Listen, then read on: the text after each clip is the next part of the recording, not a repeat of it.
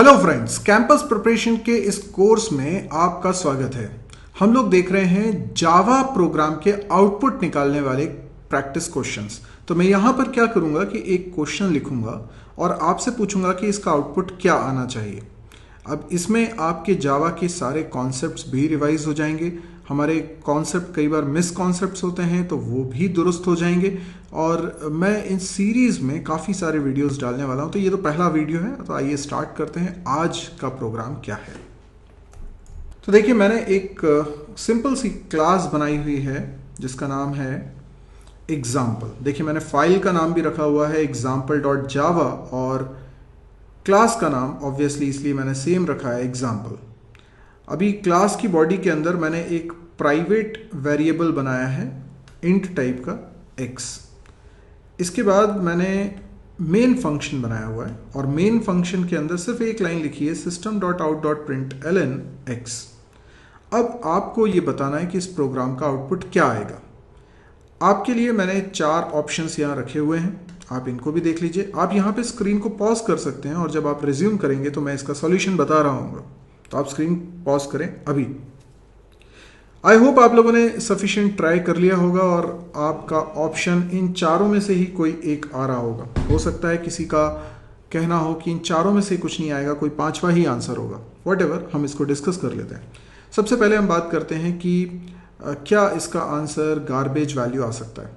तो देखिए x एक वेरिएबल है, इस क्लास में बना हुआ है और यहाँ पर हम x की वैल्यू को प्रिंट कराने की कोशिश कर रहे हैं, पर x में कोई वैल्यू असाइन नहीं की गई है। तो हो सकता है कि जो लोग अभी जावा में बिगनर हैं उनके कॉन्सेप्ट अभी उतने नहीं बन पाए हों और वो C++ के आधार पे ही आंसर कर रहे हों। तो C++ लैंग्वेज में क्या होता है, वेरिएबल अगर इनिशियलाइज ना किया जाए तो उसमें वैल्यू गार्बेज वैल्यू होती है और हो सकता है आपको लगे कि इसका आंसर है गार्बेज वैल्यू, लेकिन ये गलत आंसर होगा क्योंकि जावा में गार्बेज वैल्यू का कॉन्सेप्ट होता ही नहीं है।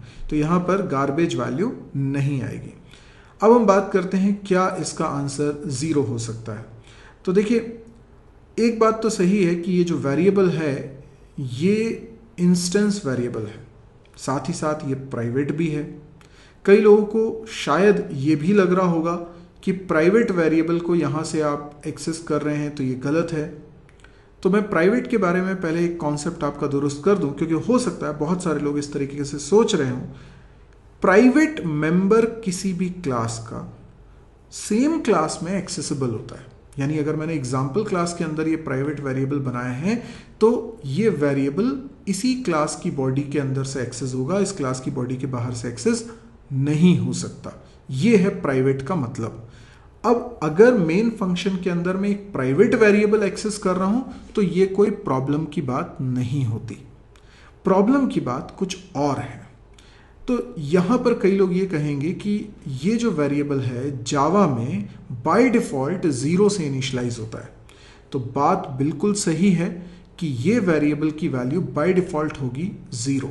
तो फिर कई लोगों को लगेगा कि इस जगह पर यहां पर वैल्यू क्या प्रिंट होगी, 0 प्रिंट होगी। तो वो लोग बोलेंगे इसका आंसर बी है। मैं कहूंगा नहीं, ये आंसर भी गलत है। ये आंसर क्यों गलत है? क्योंकि ये है instance member variable. Yes, instance member variable. Instance member variable मतलब ऑब्जेक्ट का वेरिएबल। क्लास के अंदर जो वेरिएबल्स हम बनाते हैं वो 2 प्रकार के होते हैं। या तो हम उनको बनाते वक्त स्टैटिक कीवर्ड लिखते हैं तो वो स्टैटिक मेंबर वेरिएबल कहलाते हैं, और अगर हम स्टैटिक कीवर्ड नहीं लिखते यानी नॉन स्टैटिक, वो इंस्टेंस मेंबर वेरिएबल कहलाते हैं। इंस्टेंस मेंबर वेरिएबल को आप यूं समझें कि वो ऑब्जेक्ट के मेंबर वेरिएबल है। अब जब एग्जाम्पल क्लास का ऑब्जेक्ट बनेगा तो उस ऑब्जेक्ट के अंदर x नाम का वेरिएबल भी बनेगा, लेकिन एग्जाम्पल क्लास का ऑब्जेक्ट इस पूरे प्रोग्राम में कहीं पर भी नहीं बनाया जा रहा है। और जब एग्जाम्पल क्लास का ऑब्जेक्ट नहीं बनाया जा रहा है तो आप समझ सकते हैं कि x वेरिएबल का कोई एग्जिस्टेंस ही नहीं है। और जब x वेरिएबल का कोई एग्जिस्टेंस ही नहीं है तो आप उसकी वैल्यू कैसे प्रिंट करा सकते हैं? तो यहां पर आप x वेरिएबल को एक्सेस ही नहीं कर सकते।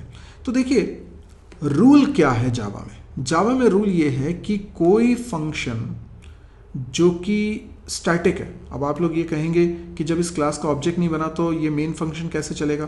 तो आपको ये कॉन्सेप्ट क्लियर होना चाहिए कि स्टैटिक है मेन फंक्शन। और जो स्टैटिक फंक्शंस होते हैं क्लास में वो बिना ऑब्जेक्ट के कॉल हो सकते हैं। तो मेन फंक्शन स्टैटिक है, इसको JVM कॉल कर रहा है और इसके लिए एग्जाम्पल क्लास का ऑब्जेक्ट बनाने की बिल्कुल भी ज़रूरत नहीं है। मेन फंक्शन क्योंकि स्टैटिक है तो रूल ये है कि स्टैटिक मेंबर फंक्शंस केवल क्लास के स्टैटिक मेंबर्स को ही डायरेक्टली एक्सेस कर सकते हैं। तो क्या इसका मतलब हम ये समझें कि मेन फंक्शन x वेरिएबल को इसलिए एक्सेस नहीं कर पा रहा है क्योंकि वो स्टैटिक नहीं है? बात बिल्कुल सही है, यस। इसमें आएगी कंपाइल टाइम एरर क्योंकि x स्टैटिक वेरिएबल नहीं है। अगर x स्टैटिक होता तो यहां पर एक्सेस हो पाता क्योंकि स्टैटिक फंक्शंस क्लास के स्टैटिक मेंबर को ही एक्सेस कर पाते हैं। तो क्या x को एक्सेस कर ही नहीं पाएगा? मेन कर सकता है, लेकिन उसके लिए पहले आपको एग्जाम्पल क्लास का ऑब्जेक्ट बनाना पड़ेगा मेन फंक्शन में और फिर ऑब्जेक्ट डॉट करके x वेरिएबल को आप एक्सेस कर सकते हैं। तो इसका सही आंसर क्या होगा? सही आंसर होगा C, कंपाइल टाइम एरर। अच्छा, इसका आंसर नल क्यों नहीं होगा? क्योंकि नल स्टोर होता है रेफरेंस वेरिएबल्स में, ऑर्डिनरी वेरिएबल्स में नहीं होता। जावा में वेरिएबल दो प्रकार के हैं। वो वेरिएबल जो प्रिमिटिव टाइप के हैं, यानी इंट, कैर, फ्लोट, डबल, लॉन्ग, बाइट, ये जो प्रिमिटिव डेटा टाइप्स हैं इनकी मदद से जो वेरिएबल हम बनाते हैं ये ऑर्डिनरी वेरिएबल्स होते हैं और इनमें कभी नल वैल्यू स्टोर नहीं हो सकती। नल वैल्यू स्टोर होती है रेफरेंस वेरिएबल्स में जो इंटरनली पॉइंटर्स की तरह है। तो जैसे आप कोई क्लास बनाते हैं स्टूडेंट, तो स्टूडेंट क्लास के लिए आप लिखते हैं स्टूडेंट S1। तो S1 क्या है? Reference variable. तो रेफरेंस वेरिएबल में नल हो सकता है लेकिन ऑर्डिनरी वेरिएबल में कभी भी नल नहीं हो सकता, इसलिए x में नल होने का तो सवाल ही नहीं उठता। अब बारी यह है कि हम इस प्रोग्राम को कंपाइल करके देखें ताकि हम इंश्योर कर सकें कि हमारा जो आंसर है वो सही है कि गलत है। यहां पर हमारे पास है कमांड प्रॉम्प्ट। यहां पर मैं थोड़ा सा जूम कर देता हूं ताकि आपको क्लियरली दिखाई दे। टाइप करने वाला हूं, मैं लिखने वाला हूं जावा-c example.java।